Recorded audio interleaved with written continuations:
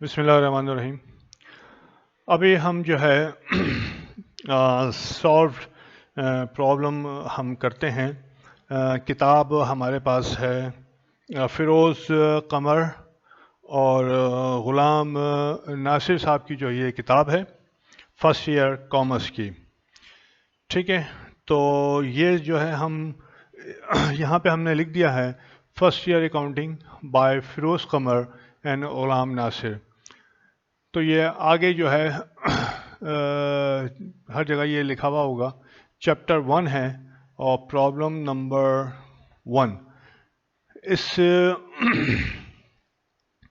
Chapter में problem जो है वो सॉल्व हुई हुई हैं और आगे जो क्वेश्चंस हैं वो अनसॉल्व हैं। वैसे तो मैंने मतलब रिकॉर्डिंग करके जो है ना रखी हुई है सारे, लेकिन ये जो मैंने जब ये प्रॉब्लम मैंने सॉल्व की तो उसके बाद जब मैंने अपनी रिकॉर्डिंग देखी तो मुझे ख़ुद नहीं पता चला था कि ये कौन सा चैप्टर है। क्या मैं इस सब शुरू की जो रिकॉर्डिंग है उसमें ये डालना भूल गया था। तो बहरहाल ये चैप्टर जो है ना ये वाला जो है मैं पूरा मुकम्मल दोबारा करता हूँ मैं।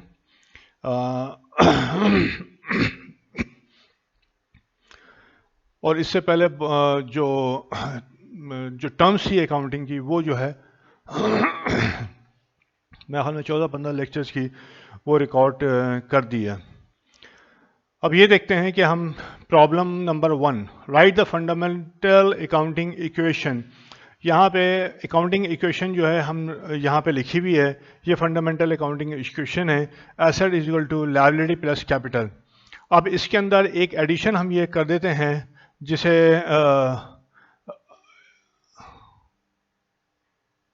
अकाउंटिंग इक्वेशन, ठीक है, इस ये जो है एक्सटेंडेड है। एक्सटेंडेड का क्या मतलब है? बुनियादी जो है वो सेम रहेगी। एसेट्स इक्वल टू लायबिलिटी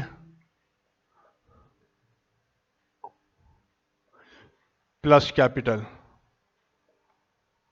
ये तो बुनियादी है। अब इसके अंदर प्लस, ठीक है, रेवेन्यू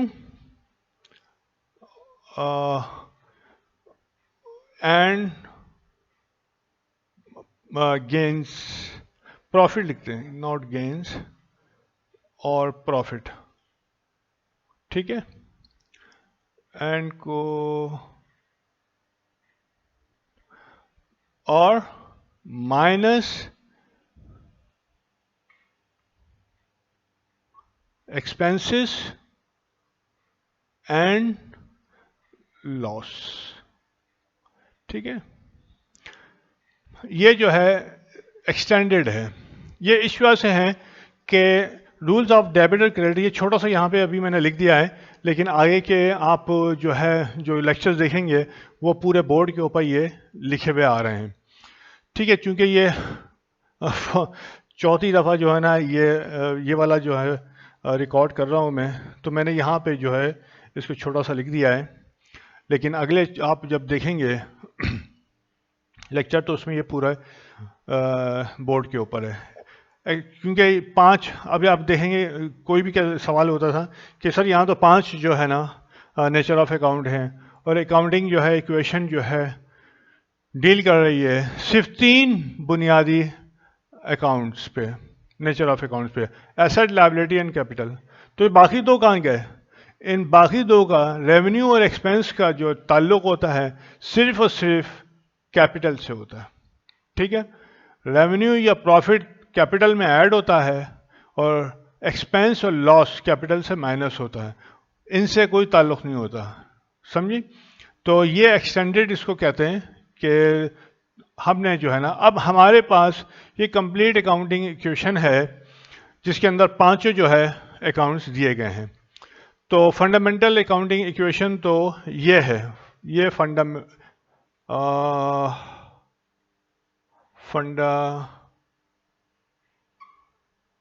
फंडामेंटल अकाउंटिंग इक्वेशन ये वाली दी हुई है, सही है। इसका पहला हिस्सा सवाल का ये है or state the rules of debit and credit derived there from in terms of increase and decrease in the value of asset, liability, proprietorship, revenue and expense. यहाँ पे ये छोटा सा मैं लिख दिया था क्योंकि ये यहाँ पर लिखा रहेगा आगे भी जो है, और वैसे तो अगले जो लेक्चर्स हैं उसमें ये पूरा बोर्ड के ऊपर लिखा भी है चीज़ें। तो यहाँ पे हमने rules of debit and credit लिख दिए हैं कि एसेट बढ़ता है तो इंक्रीज होता है, एसेट कमी होती है तो क्रेडिट होता है, लायबिलिटी अगर डिक्रीज होती है तो डेबिट होती है, लायबिलिटी इंक्रीज होती है तो क्रेडिट होती है, कैपिटल अगर डिक्रीज होता है तो डेबिट होता है और कैपिटल इंक्रीज होता है तो क्रेडिट होता है, रेवेन्यू अगर डिक्रीज होता है तो डेबिट होता है और रेवेन्यू अगर इंक्रीज होता है तो क्रेडिट होता है, एक्सपेंसेस अगर इंक्रीज होते हैं तो डेबिट होते हैं और एक्सपेंसेस अगर डिक्रीज होते हैं तो क्रेडिट होते हैं। तो यहाँ पे जो है एसेट एंड एक्सपेंसेस ये इनका सेम रूल है, ठीक है, सेम रूल है इनके, और लायबिलिटी और ऑब्लिक कैपिटल ऑब्लिक रेवेन्यू इसके सेम रूल है। एसेट और एक्सपेंस, एसेट और एक्सपेंस इंक्रीज होते हैं तो डेबिट होते हैं और एसेट और एक्सपेंस डिक्रीज होते हैं तो क्रेडिट होते हैं, और liability capital revenue, liability capital revenue अगर डिक्रीज होते हैं तो डेबिट होते हैं और लायबिलिटी कैपिटल और रेवेन्यू अगर इंक्रीज होते हैं तो क्रेडिट होते हैं, ठीक है। ये फॉर्मेट आपको बना के ये सवाल प्रॉब्लम 1 का ये सॉल्यूशन है। अच्छा जी, प्रॉब्लम नंबर 2 में हम जो है जाते हैं और देखते हैं कि क्या सूरत हाल है। गिव, अब ये प्रॉब्लम नंबर हमारे पास है 2। One example of, give one example each of accounting transaction. यहां पे ये कह रहा है प्रॉब्लम नंबर 2 में कि अकाउंटिंग ट्रांजेक्शन, अकाउंटिंग ट्रांजेक्शन्स आपको बतानी है। ट्रांजेक्शन्स हम पढ़ चुके हैं, एक्सचेंज ऑफ वैल्यूज, ठीक है। तो फाइनेंशियल ट्रांजेक्शन जो के दो बिजनेस के दरमियान हुई है या किसी बिजनेस ने जो है कोई ट्रांजेक्शन की है तो उसको कैसे रिकॉर्ड करेंगे आप, तो वो एग्जाम्पल हमको बतानी है। इसने कि ये कहा है कि increase an asset and decrease another, सही है। पहला है, मैं लिख नहीं रहा क्योंकि किताब सवाल दिया हुआ है तो वो टाइम ज़ाया होगा। Increase an asset and decrease another, ये ए है, ए में ये ए है, ये यानी ये कह रहा है कि एक एसेट इंक्रीज हुआ और दूसरा एसेट डिक्रीज हो गया, तो हमें अकाउंटिंग कोई ट्रांजैक्शन बताएं कि क्या हो सकती है, सही है। तो एक एसेट कम हुआ और दूसरा एसेट बढ़ गया, इसका मतलब यह है कि एक एसेट आपने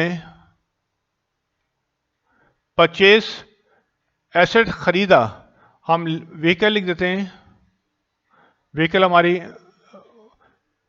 एसेट है, purchase vehicle on cash, vehicle asset है, ये इंक्रीज हो रही है, ऑन कैश मतलब कैश पेमेंट की है तो कैश चला गया तो कैश हमारा डिक्रीज हो रहा है। ये भी हो सकता है या और ऑन कैश की जगह हम लिख दें ऑन अकाउंट, है नहीं, ऑन अकाउंट नहीं होगा, ऑन अकाउंट तो पेबल हो गया, सॉरी ऑन कैश, ठीक है, कैश डिक्रीज हो रहा है, एक एसेट कम हो रहा है, दूसरा एसेट बढ़ रहा है, वो तो लायबिलिटी इंक्रीज हो जाती है, ठीक है। अब व्हीकल की जगह आपका मतलब क्या हो सकता है, फर्नीचर एंड फिक्सचर भी हो सकता है, राइट, कुछ भी हो सकता है आपका, इक्विपमेंट हो सकते हैं, सही है ना, तो ये कुछ हो सकते हैं। अच्छा जी, अब हम जो है बी पढ़ते हैं। बी क्या कह रहा है?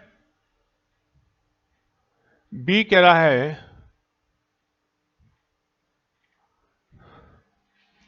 डिक्रीज, एक एसेट डिक्रीज हुआ, decrease N asset and decrease is proprietorship, asset भी कम हो रहा है, ठीक है, एसेट भी कम हो रहा है और प्रोप्राइटरशिप का अकाउंट यानी कि कैपिटल भी कम हो रहा है आपका।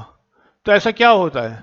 तो ये चीज जो है आपकी, अगर प्रोप्राइटर जो है कोई कैश या मर्चेंडाइजेस या कोई दूसरा एसेट बैंक अपने इस्तेमाल के लिए बिजनेस से निकालता है, ठीक है, तो हमारा वो एसेट कम हो जाता है, चाहे वो कैश हो, चाहे वो मर्चेंडाइज हो, चाहे वो कोई फर्नीचर हो, व्हीकल हो, जो भी पर्सनल अकाउंट पर्सनल इस्तेमाल के लिए वो निकालेगा तो वो एसेट हमारा डिक्रीज हो जाएगा। और जब प्रोप्राइटर बिजनेस से कोई एसेट निकालता है अपने इस्तेमाल के लिए, तो उसने जो इन्वेस्टमेंट की हुई होती है तो जाहिर है उसकी इन्वेस्टमेंट भी कम हो जाएगी, यानी कि कैपिटल कम हो जाएगा। तो इसकी जो है बहुत आसान होती है, विदड्रॉ कैश फॉर, यहाँ पे हम लिखें विदड्रॉ कैश बाय ओनर, थोड़ा सा और लिख देते हैं, फॉर पर्सनल यूज, जाती इस्तेमाल के लिए ओनर ने कैश विड्रॉ किया, कैश कम हो गया, कैश कम हो गया क्योंकि विड्रॉ किया, और ओनर का अकाउंट भी कम हो गया, मींस कैपिटल कम हुआ, एसेट भी कम हो गया। तो ये वाली ट्रांजैक्शन आप बड़े आराम से लिख सकते हैं कि अगर जो इसमें बताया गया नरेशन में, सी जो है, सी ये कहता है increases N asset and increases an income, यानी कि एसेट भी इंक्रीज हो रहा है और इनकम भी इंक्रीज हो रही है, ठीक है ना। तो एसेट कोई भी हो सकता है, इनकम कब इंक्रीज होती है? जब सेल होती है, सही है, ये याद रखिएगा, इनकम इंक्रीज हो रही है यानी कि सेल किया है कंपनी ने, सेल्स मेड ऑन कैश भी हो सकता है क्योंकि एसेट इंक्रीज हो रहा है, और एसेट कैश की जगह अकाउंट रिसीवेबल भी हो सकता है। ये दोनों जो है आपके एसेट हैं, ठीक है, और सेल जो है वो आपकी रेवेन्यू है। तो रेवेन्यू इंक्रीज हो रहा है, ओके, और कैश भी इंक्रीज हो रहा है। हो सकता है उसने सेल्स कैश पे ना की हो बल्कि उधार पे की हो, तो अकाउंट्स रिसीवेबल इंक्रीज हो जाएगा, ठीक है। और दोनों भी हो सकते हैं कि sales made on cash and account receivable, तो और की जगह एंड आ जाएगा, कुछ भी हो सकता है, लेकिन एसेट बढ़ रहा है आपका, सही है, और रेवेन्यू भी आपका इंक्रीज हो गया, इनकम जिसे कहते हैं। डी, डी जो है क्या कहता है? डिक्रीजेज एन एसेट और डिक्रीजेज अ लायबिलिटी। लायबिलिटी मतलब आपके कर्जे, कर्जे कब डिक्रीज होंगे? जब उनको आप पेमेंट कर देंगे। मिसाल के तौर पर भाई फलां ने जो है ना अपने भाई से जो है ना वो कर्जा ले लिया किसी भी काम के लिए, पर्सनल यूज के लिए। अब उसको भाई को जो है ना 5,000 रुपये देने हैं। तो जब ए ने बी से कर्जा लिया 5,000 रुपये, ए को देना है ये कर्जा, और जब ए ये कर्जा देगा तो क्या कम होगा? एसेट कम होगा। राइट? कैश ही देगा ना वो, कैश के अलावा तो कुछ नहीं देगा। हो सकता है कैश के अलावा कोई अगर उसके पास मर्चेंडाइज दूर को पड़ी हो तो वो दे दे कि भाई ये रख लो तुम इसकी बजाय, नॉर्मली कैश देगा। तो कैश क्या है? एसेट है, वो डिक्रीज हो रहा है। और लायबिलिटी आपकी क्या है? वो भी डिक्रीज हो रही है क्योंकि आपने पे कर दिया। जब पेमेंट पे कर देंगे तो आपका कर्जा कम हो जाएगा। तो इसमें ये लिख सकते हैं कि पेड। अच्छा, लफ्ज जब पेड आता है तो इसका मतलब है कि कैश गया, भैया याद रखिए। और जब रिसीव्ड आएगा तो कैश आया। तो पेड कैश जो है हमारी मर्जी है ये लिखें या ना लिखें। इसका मतलब ही यही है कि हमने कैश पे किया है। ये बहुत जो है ना आएंगी एंट्रीज। तो paid cash to creditor. Creditor मतलब जिसको आपने रकम देनी है, और क्रेडिटर्स को हम लोग अमूमन लिखेंगे अकाउंट पेएबल। ये अकाउंट पेएबल का शॉर्ट फॉर्म है। अमूमन ये लिखा जाता है इस तरह से, अकाउंट पेएबल की जगह पे A/P लिखते हैं, और अकाउंट रिसीवेबल की जगह हम A/A लिखते हैं, अकाउंट रिसीवेबल। ठीक है? अकाउंट रिसीवेबल की जगह A/R होता है, अकाउंट पेएबल की जगह A/P होता है। पेड क्या? कैश पेमेंट ये कम हो रही है, यानी कि एसेट में कमी हो रही है। क्रेडिटर पेमेंट हो रही है, लायबिलिटी है कमी हो रही है, तो ये भी कम हो गया, डिक्रीज हो गया। क्रेडिटर्स लिखें या अकाउंट पेएबल लिखें, इनका दोनों का मतलब एक ही है। सही है, दोनों कम हो रहे हैं। तो ये लिख दिया पेड टू क्रेडिटर्स। सही है, ये या पेड टू अकाउंट पेएबल। अच्छा जी, ये हो गया। ये आपने नरेशन लिख दी। साथ साथ बताता भी जा रहा हूँ मैं, ये आपने नहीं, ये जो एरो बने हुए हैं, एरो नहीं बनाने, सिर्फ आपने नरेशन लिखनी है। कहीं एरो भी बना के आ जाएं आप, कोई बईद नहीं है। पाकिस्तानी जो है ना, हम भी जो है सब शामिल हैं, छापने में माहिर हैं हम। सही है ना? तो छापो लेकिन ज़रा अकल से छापना। अच्छा जी, इंक्रीजेज अ लायबिलिटी। लायबिलिटी यानी कि कर्जा बढ़ रहा है। एंड इंक्रीजेज एन एक्सपेंस, और एक्सपेंस भी बढ़ रहा है आपका। लायबिलिटी भी बढ़ रही है और एक्सपेंस भी बढ़ रहा है आपका। ठीक है? बहुत सारी चीजें आपकी एक्सपेंस। अभी तक जो है हम यहां पे लिख सकते हैं परचेज मर्चेंडाइजेस ऑन अकाउंट। हम अभी मैं बताता हूं, हमने ये लिखा परचेज मर्चेंडाइजेस ऑन अकाउंट, यानी कि मर्चेंडाइज खरीदी। मर्चेंडाइज जो है हमारा एक्सपेंस है, लेकिन अभी फिलहाल हम इसको एक्सपेंस के तौर पे नहीं लिख रहे, हम इसको लेते हैं as an assets.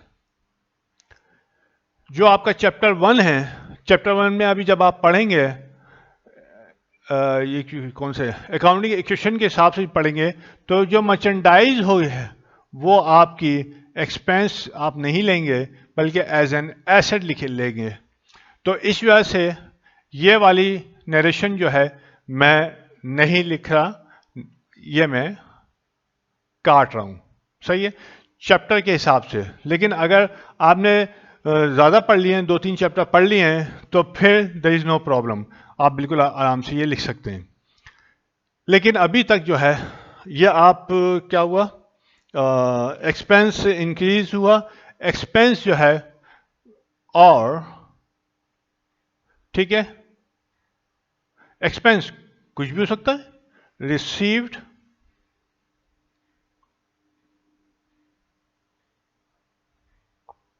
Electricity bill for payment,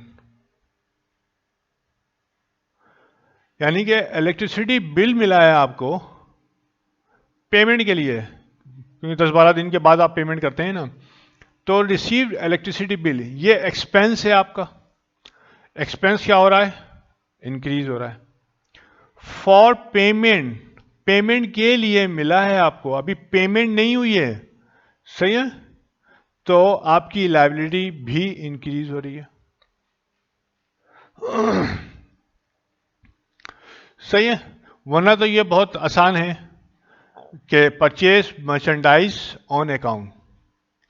तो मर्चेंडाइज हम आगे चैप्टर्स में एज एन एक्सपेंस लेंगे, लेकिन लफ्ज परचेजेस का इस्तेमाल करेंगे। ये थोड़ी सी टिपिकल चीज़ है कि बाद में। अभी हम ये सिर्फ ये लिखते हैं कि electricity bill for payment, received electricity bill for payment. अच्छा जी, increase an asset and increase proprietorship, asset increase हो रहा है और प्रोप्राइटरशिप का अकाउंट भी इंक्रीज हो रहा है। यानी कि जब प्रोप्राइटरशिप का अकाउंट या कैपिटल कब इंक्रीज होता है, जब जो ओनर होता है वो आपको बिजनेस को मजीद जो है इन्वेस्टमेंट उसमें बिजनेस में करता है, या मजीद कैश देता है, या कोई और एसेट जो है ना देता है बिजनेस को, तो बिजनेस का एसेट बढ़ जाता है और प्रोप्राइटरशिप अकाउंट या कैपिटल अकाउंट वो भी बढ़ जाता है। तो एडिशनल इन्वेस्टमेंट EFF, हम इन्वेस्टमेंट नहीं लिखेंगे, क्योंकि इन्वेस्टमेंट पहली दफ़ा होती है। जब बिजनेस स्टार्ट करते हैं, जब बिजनेस कमेंस करते हैं, उस वक्त जो ओनर जो है आपको इन्वेस्टमेंट करता है बिजनेस के अंदर, वो हम पढ़ चुके हैं, वो जो है कहलाती है investment made by the owner. पहली इन्वेस्टमेंट जो होती है, जब सारी जो है ना बिजनेस आप शुरू कर रहे होते हैं। लेकिन जब बिजनेस शुरू हो जाता है, उसके बाद अगर ओनर मजीद पैसा देता है या कोई और एसेट वगैरह देता है, तो वो कहलाती है additional investment. Additional investment made by the owner. Owner का मतलब प्रोप्राइटरी है। एडिशनल इन्वेस्टमेंट यानी कि सही है, कैश बढ़ रहा है, एडिशनल इन्वेस्टमेंट कैश ही होगी ना, ठीक है, और कैश आपका एसेट होता है, एसेट बढ़ रहा है।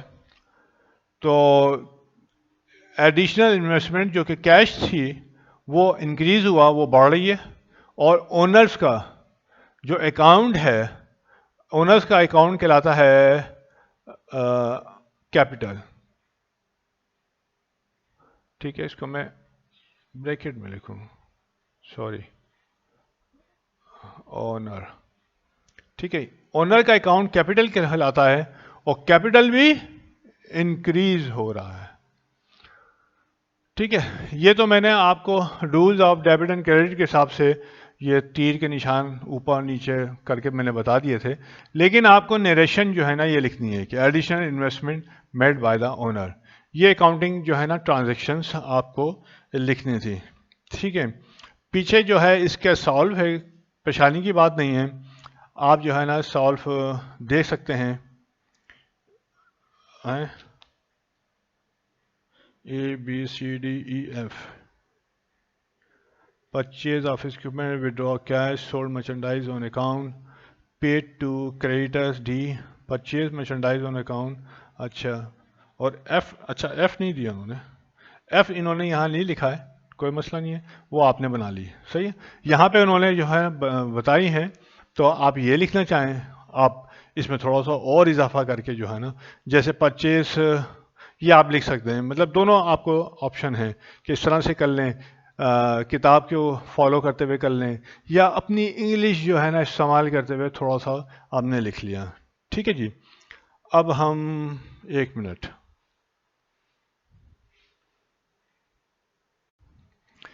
जी, मैं देख रहा था टाइमिंग लेक्चर का कितना हो गया, 25 मिनट्स हो गए हैं, तो इसको मैं यहाँ क्लोज करता हूँ, क्योंकि जितना बड़ा लेक्चर होगा ना तो वो फिर अपलोडिंग में बहुत टाइम लेता है, बहुत बिजली इलेक्ट्रिसिटी बहुत खर्च होती है इसकी जो है ना।